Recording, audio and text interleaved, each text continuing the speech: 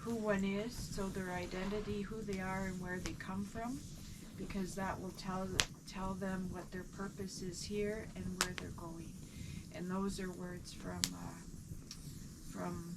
I guess now Chancellor Murray Sinclair, is Chancellor of Queen's University.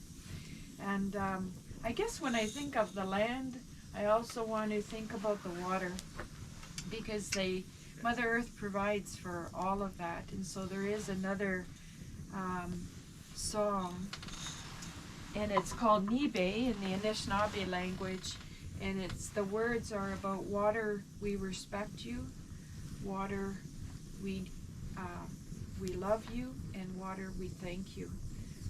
And I just find, when I've been taught that a lot of these songs are really prayers. And so when I sing, it is about giving thanks, for all that these songs offer to us and the meaning of those songs. And it makes me think once, I digress for a moment perhaps, but it makes me think about there was an event that we were doing for a particular church. Our drum circle was, sometimes we've been asked to sing in public over the time, and they had asked, they just said, we have just a short amount of time, but we would really like to hear from you, but your song is too long, and could you just maybe cut it in half, because we just have this amount of time for this opening and then we have to move on. And I said that, well, our songs are prayers, and so if I were to cut the song in half, it would be like saying half a prayer. And over the years, I've felt that I needed to speak to those things, because I realized that people may not know what they don't know, including me. I don't know what I don't know until I walk into something and then realize, whoa, I never thought about that. And so I have compassion, I guess, because settler peoples is also my identity, but compassion for settler peoples who are wanting to be on this journey with reconciliation. But here is this song, Nibe. Nibe, gizar gehigo, gimme gwetch away, nimi go, gish away, nimi go, Nibe, gizar gehigo, gimme gwetch away, nimi go, gish away, nimi go, Nibe, gizar gehigo, gimme gwetch away, nimi go, gish away, nimi go, Nibe, gizar gehigo,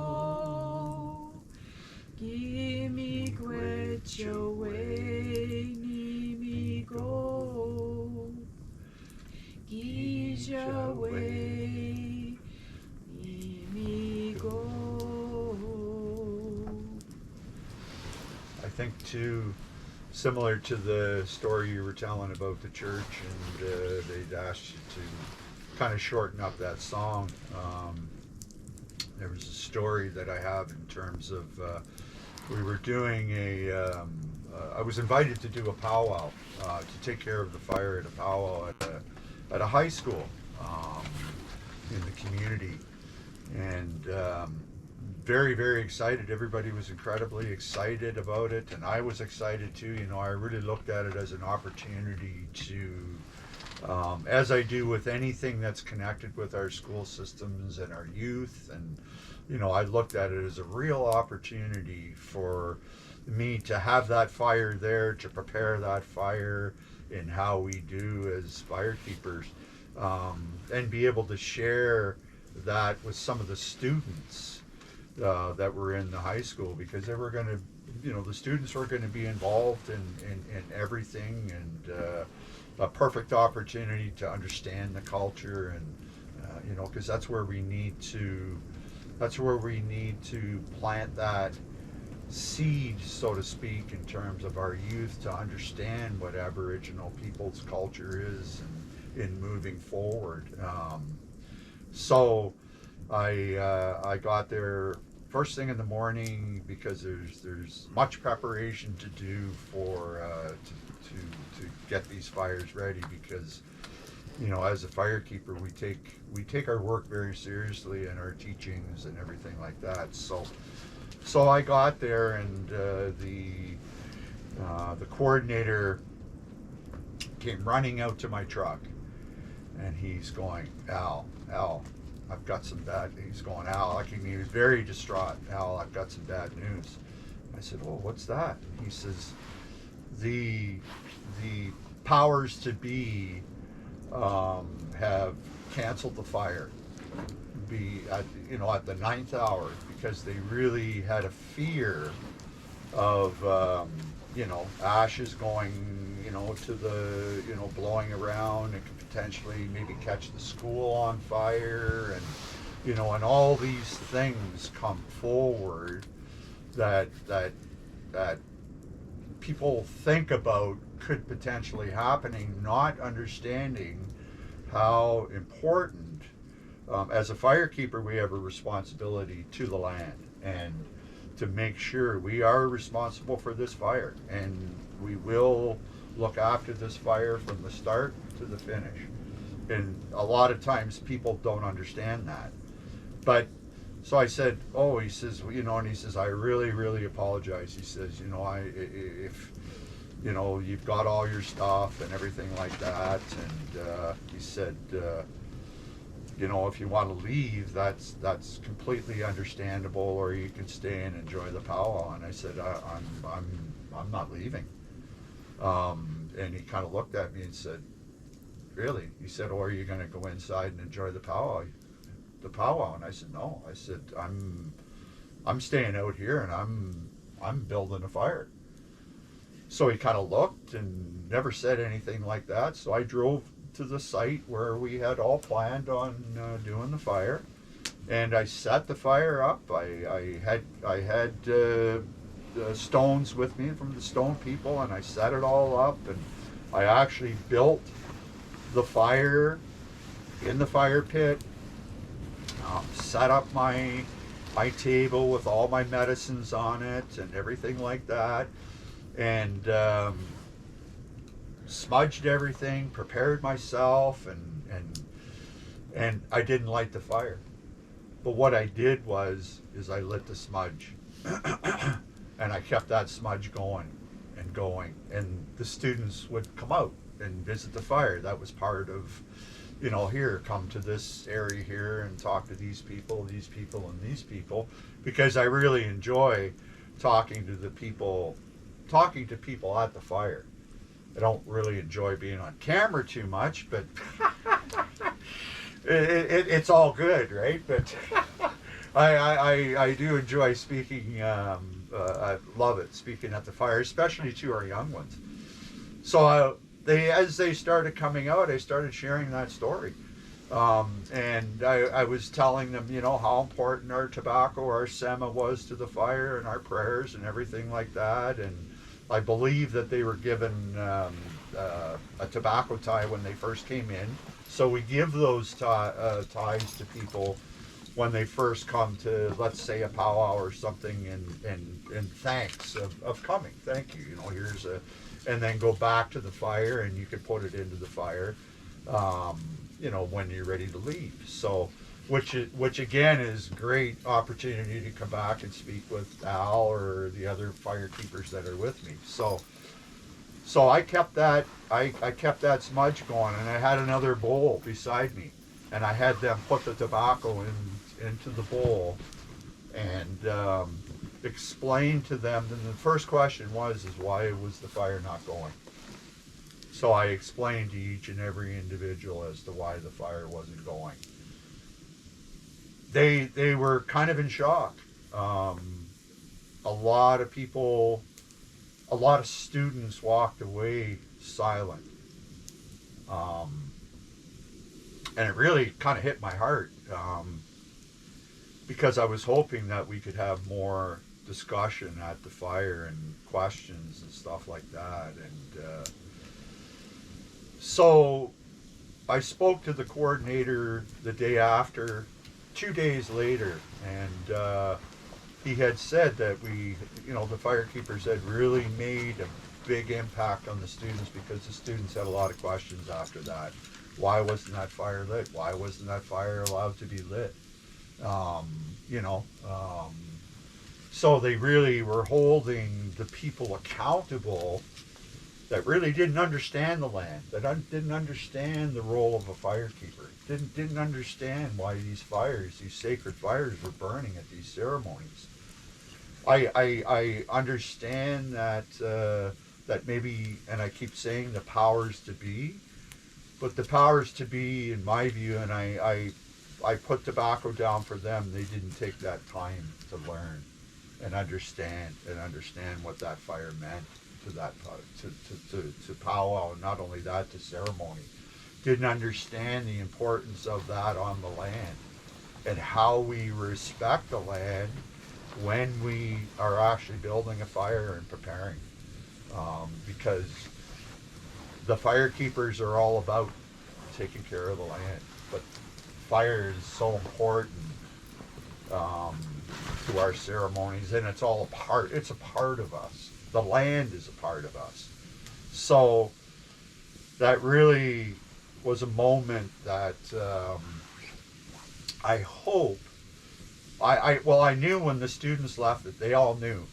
They completely understood the importance of the land and importance of the fire and importance of the ceremonies. And I just, I hope that. So the following year they asked me to do a fire,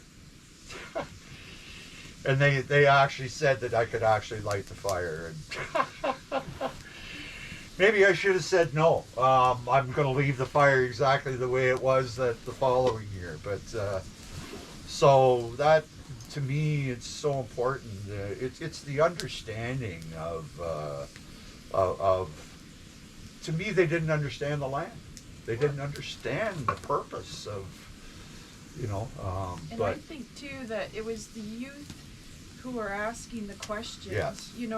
I think that's a critical kind of thinking it is. moment, where we don't just go along with something like we've always done, and No. someone's going, hey, how come that's happening that way, or why is that? And that's how I think change comes about. It makes me think, actually, years ago, it was probably over 25 years ago, and I was working at a particular educational institution at the time, and I was asked to bring some Indigenous teachings there, and I had asked an elder to come, and a few individuals I knew from community to come and help with singing and to smudge.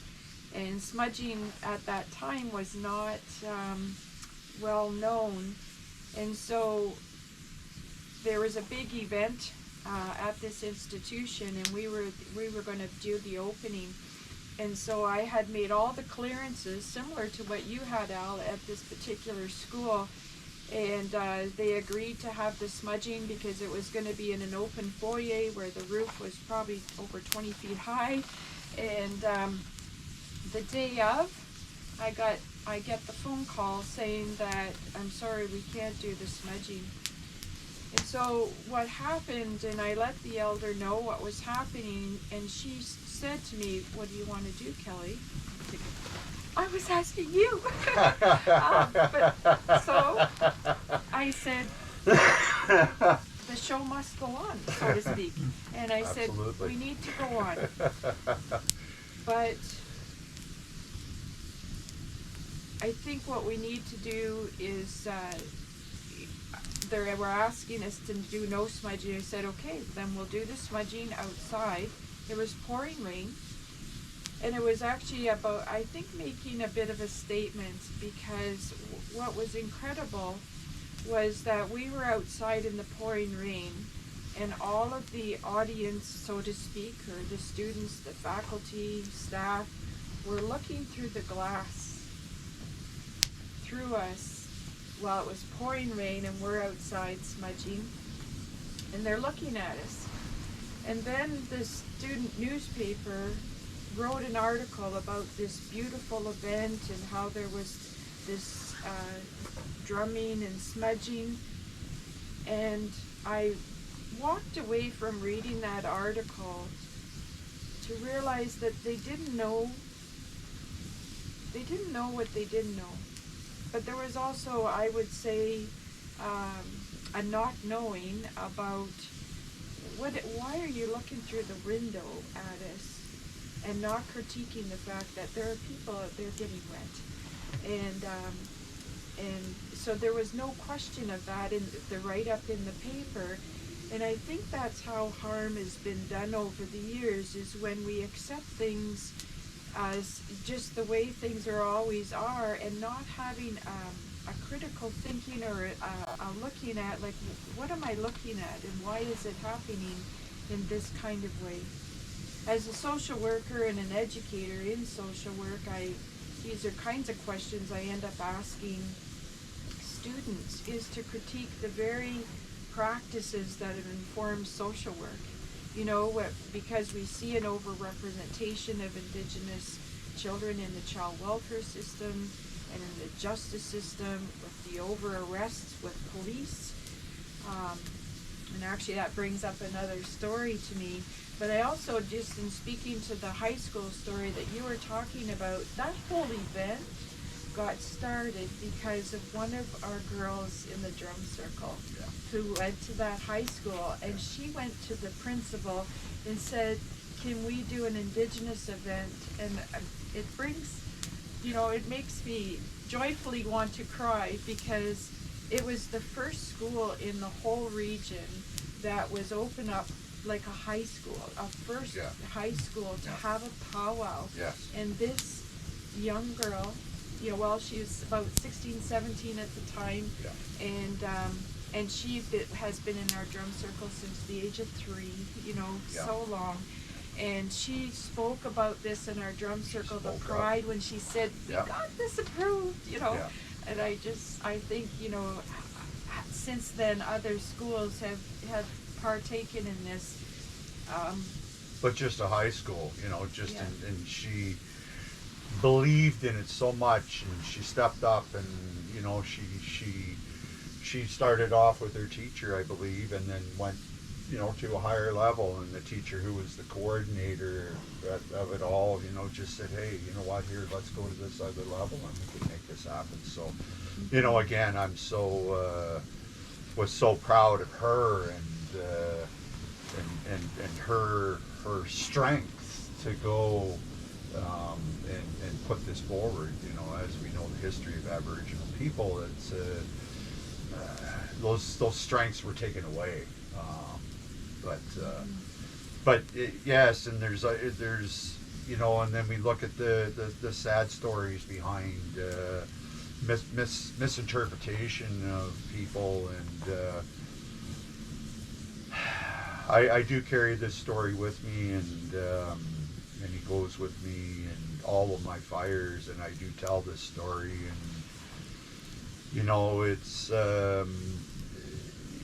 it's relationship between police and Aboriginal people, and a young man that was so interested in the fire would come, and he would never ever, he would always be there and want to keep him to learn and more and learn,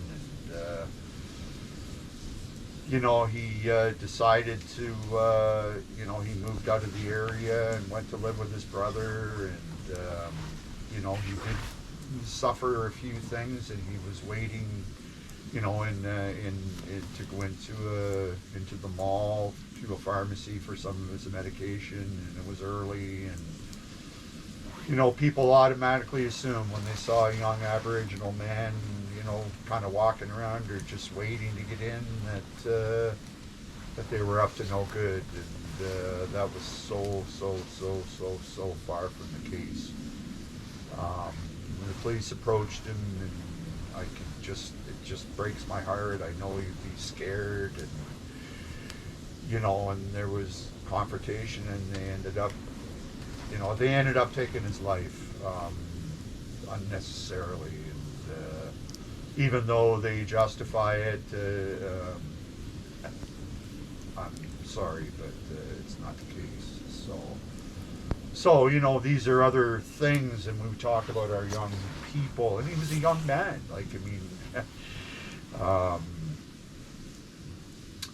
It just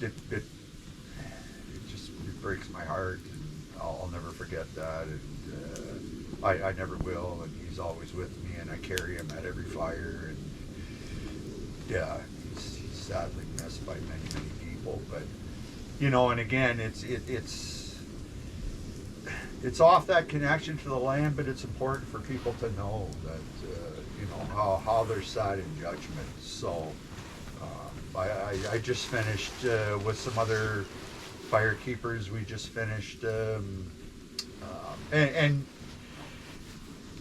many years within a urban environment. We just had a 4-day fire for the passing of community members.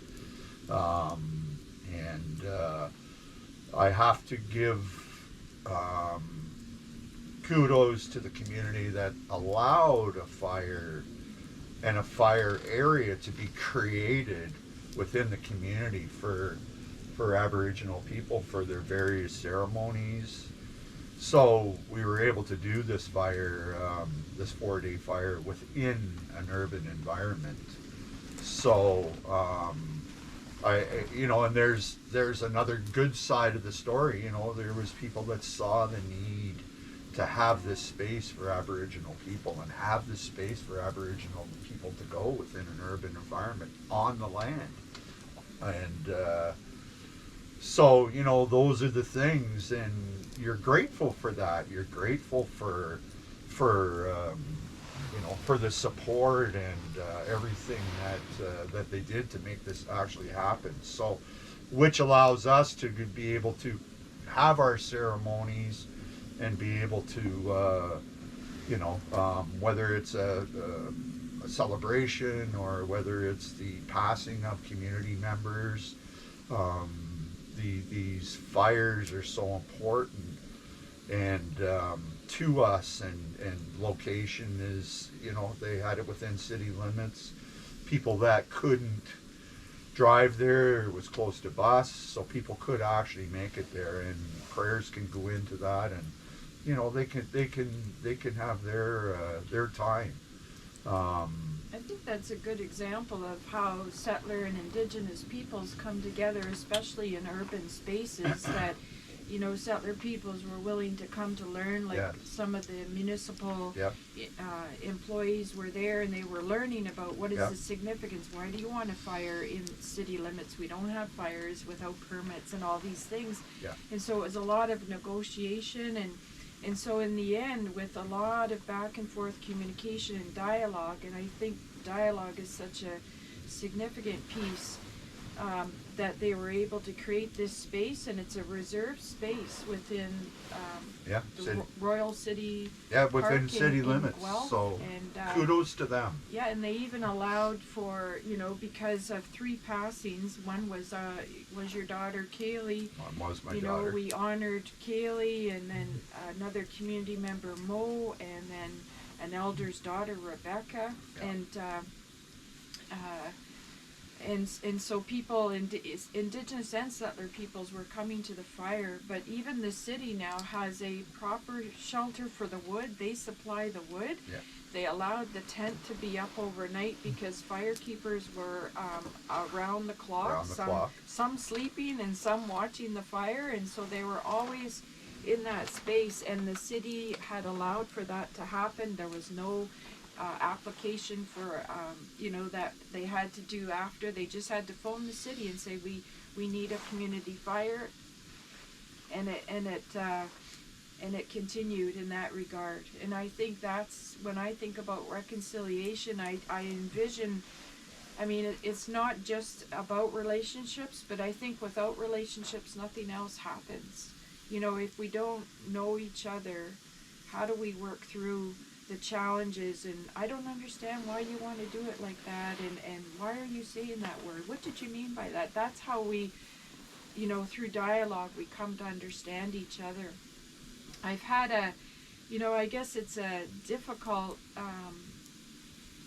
partnership that our drum circle had, but it was very meaningful, and it's nowhere near where it needs to be, but it was a very unusual partnership, our drum circle, and I was often asked, why would you partner with them? And it was the police.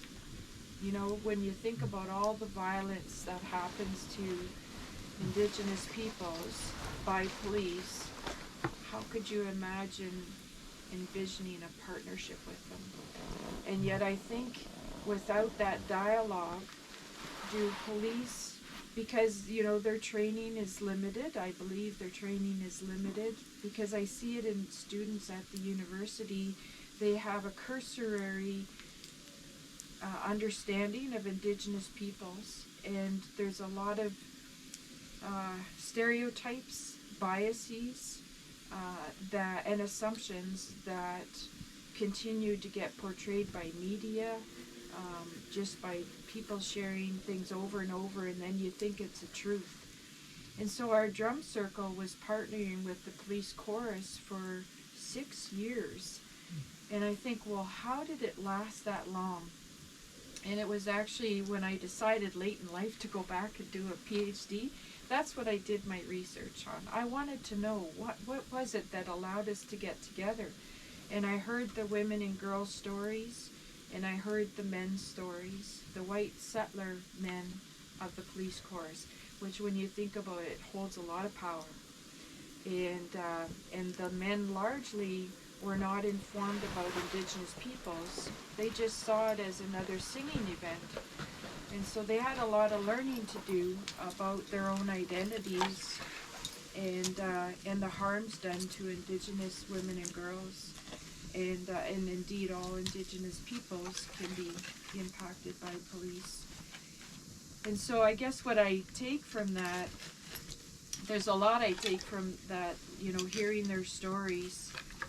And it's funny how a researcher looks at their research through the lens of how they've been taught or whatever. And I was looking at the research with an Indigenous lens, because that's what I've known for at least half of my life, for 30 years. And they were talking about, you know, when I said, what is it that has allowed this relationship to continue? And they said, well, you got to care for one another. You got to talk about the truth. We have to be honest about what we don't know and what we need to know. And, you know, there's going to be some courage that it takes to be within the spaces, especially when, you know, we're talking about colonization or white supremacy.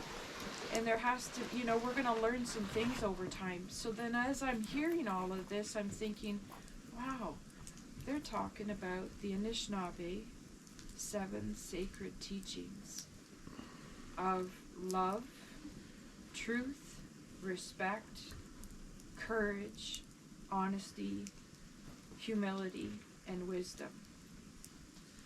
And I mean, those are teachings that could be with all peoples, but it is the way that I see through to working in partnerships, in just and equitable partnerships with Indigenous peoples.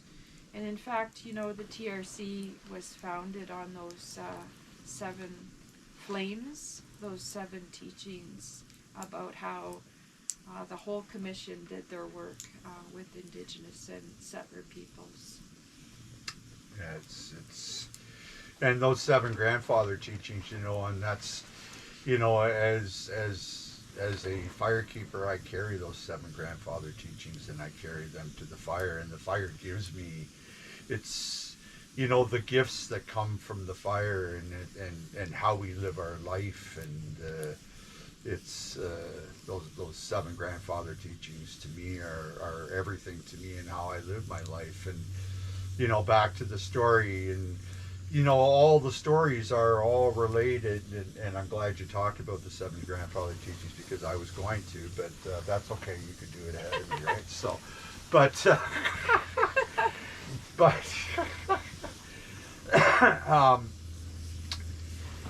everything that we're talking about, even if it's kind of a little bit off topic, well, what does this have to do with the land? But it has everything to do with the land. Every single conversation that you have has everything to do with the land, because it's the land we walk, whether it's a concrete sidewalk or whether it's walking through the bush, and it's that connection that we have, right? And when you introduce those 7 grandfather teachings, you look at each one needs to be, you need one to have the other, to have the other, to have the other. Mm-hmm. And then that turns into relationship, which turns into, and all this is happening on the land, right? So that's kind of why, and it's so awesome that that this place that we're on here, it's about the land. And everything that comes off of it, and those teachings, and they'll come to everybody here. They will. They're gifts that are going to come because we're on the land. But I did a sacred fire for a local business. I don't know if I should be saying where this was and all that kind of stuff. But anyway, we did a fire. It was on King Street. So we're invited to do a fire, but they kind of do. We did a sunrise ceremony, and they asked. They do various things for the various cultures throughout the community.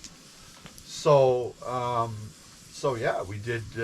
So I was asked if I would be interested in doing a fire, and I said sure. To me, it's important that we do these things within community so that people have the opportunity to see and feel the culture, and that gets to know, and then that starts a relationship, in whatever way that is. It starts a relationship with someone, and a better understanding that yes, there are Aboriginal people within this community, and here we are, and this is who we are, and it's all good. And so anyway, we did the fire, and I did it actually right on the sidewalk, and I thought to myself, okay, I have to be mindful of the sidewalk because I don't want to burn it, I don't want to scorch it or anything like that. It's a bit of an unusual fire. So I prepared myself. I put the small gravel down, and I had like one of those backyard bowls, and it wasn't the fire that we have. It wasn't the fire we have here, but it was on the land, and I was paying respect, I guess, more to the city than everything, because I'm sure that they were watching as to how things happen. And to me, it's important that we can continue on doing these types of things. But being on the sidewalk, I noticed that there was, as a firekeeper, I noticed that there were some safety issues because some people were actually going off on the sidewalk and onto the road, and I thought to myself, okay, this is no good, because somebody could potentially get hit by a car, a bus, or something like that, and I certainly wouldn't feel good about it. And like I mentioned before, as a firekeeper, we are responsible for not only the fire, but to keep the space around us safe. So I put in a request to the city and asked if we could do it right in the middle of the road, right on downtown Kitchener on King Street. And it was like, people were looking at me going, really? Like, do you think that's going to happen? And all that. I mean, they were going like, wow, okay. So I got the email from a couple of people from council. So when I emailed them every specific thing, right down to the pieces of wood that I was using. The type of matches that I was using, everything like that, the way that I was going to put the fire out. So I looked at everything from the fire perspective and the safety perspective. And I guess where I'm going with this, so I forwarded it and they granted it. And I needed some roads shut off and stuff like that, just so that everybody could have this sunrise ceremony and come and enjoy it safely. Because as a firekeeper, we do have responsibilities to keep. It is our responsibility, cut and dry. That's part of our teachings. So so they granted us that, and much appreciation for that to happen, because again, now I guess my story goes back to, it is on the land, but people saw a little bit beyond, and they saw that, you know what, we are going to look, you know, we are taking care of this, and here is our responsibilities to the land with the fire. So even though it was on concrete, even though it was in the middle of downtown Kitchener, it was still being respected.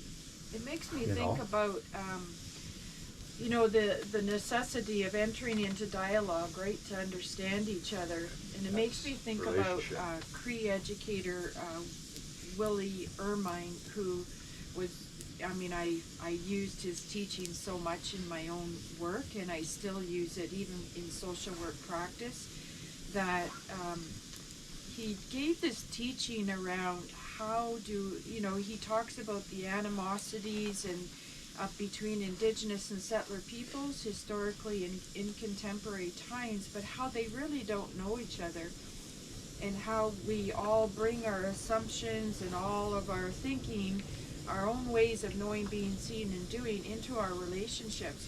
And if we don't have the dialogue with one another, we never actually get outside of our own assumptions. And so he talked about coming into a space, an ethical one, where we would come into it leaving our own selves at the door, so to speak, and coming in to be able to be with and listen to the people that, we're trying to engage with. So rather than coming in with preconceptions about how we think something is to be or what we think people are thinking, is that we come in to listen. And an elder once talked about, learning, we have to learn how to listen, and then we have to listen in order to learn. And so another story that I was thinking about is our drum circle has often not had a secure place for drumming over the years, and so we really relied on people providing us with free spaces because we were very grassroots. And so we were again on the search for a space, and a Mennonite church had actually, we've had some work with them over the years, and they had asked us, would you like to share this space here for your drum circles?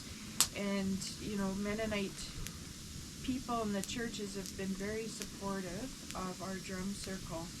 And so they said, well, there's insurance, and then there's also, the rental fee, but it won't be too much. And I just, I said, I see that you have 2-row wampum treaty and reconciliation posted in a plaque at your door.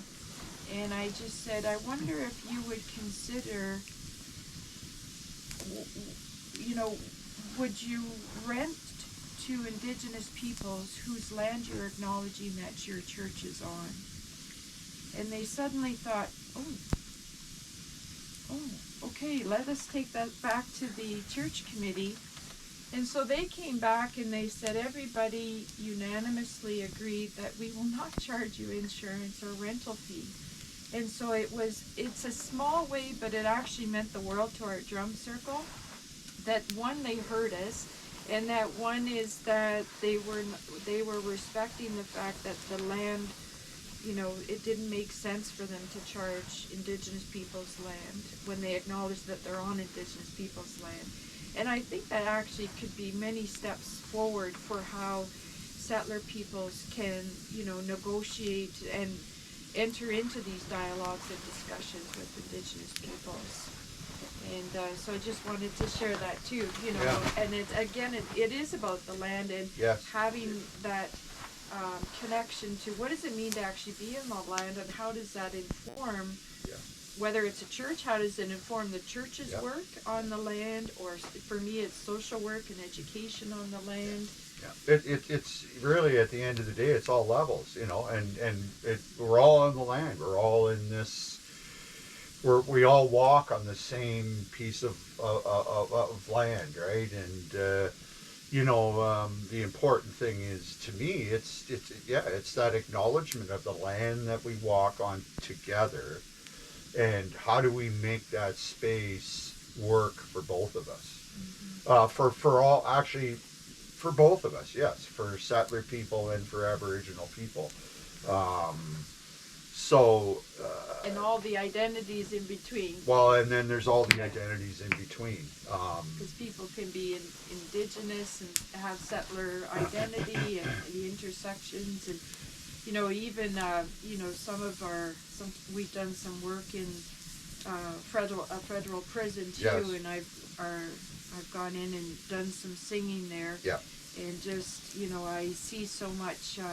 Some fires we've done, and some ceremony. sweat lodge that's ceremony there. and on the land, and where some they're of the connecting prisons. with their identities Yeah. and what the land means to them. Exactly. And some of the individuals have talked about how, it's sad that they're learning within a federal prison their own identity, and what colonization, some of what's happened in their lives is about colonization.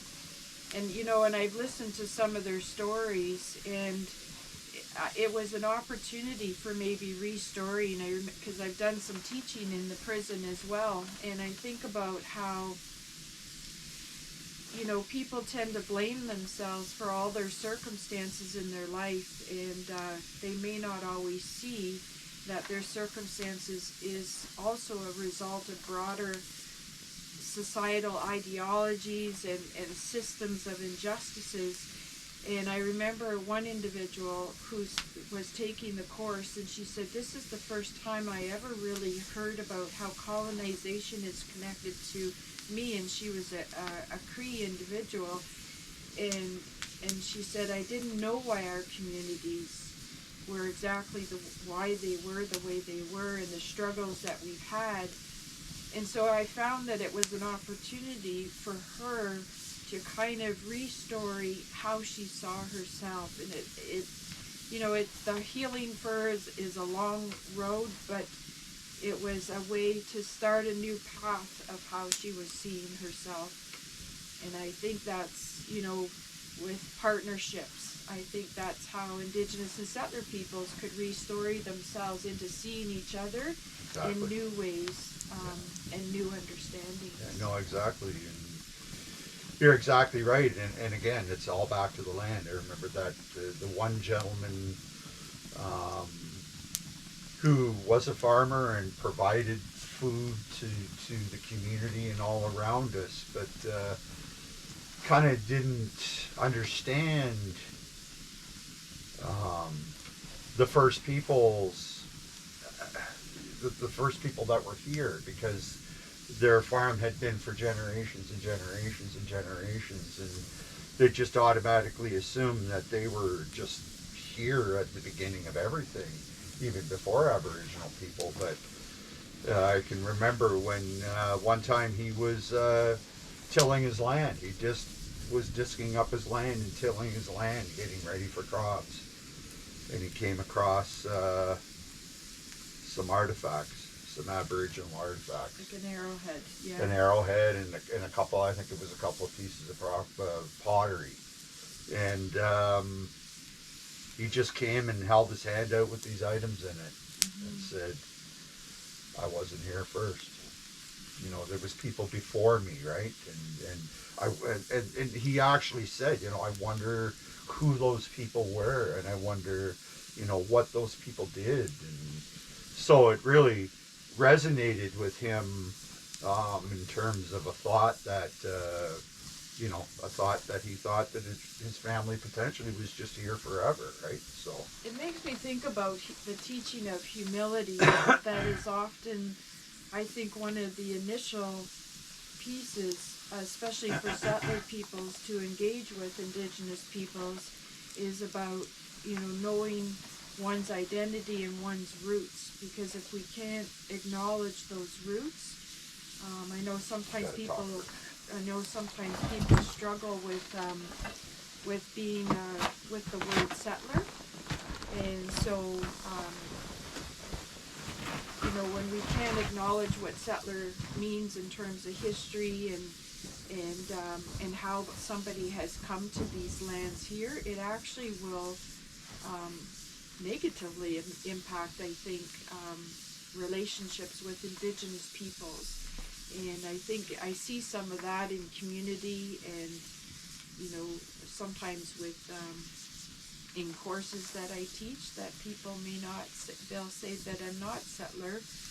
My family's been here for generations, and while that may very well be true, when someone's ancestry is non-Indigenous, it means they came from somewhere else. And so to kind of retrace, well, where did our family come from, I think is that beginning step.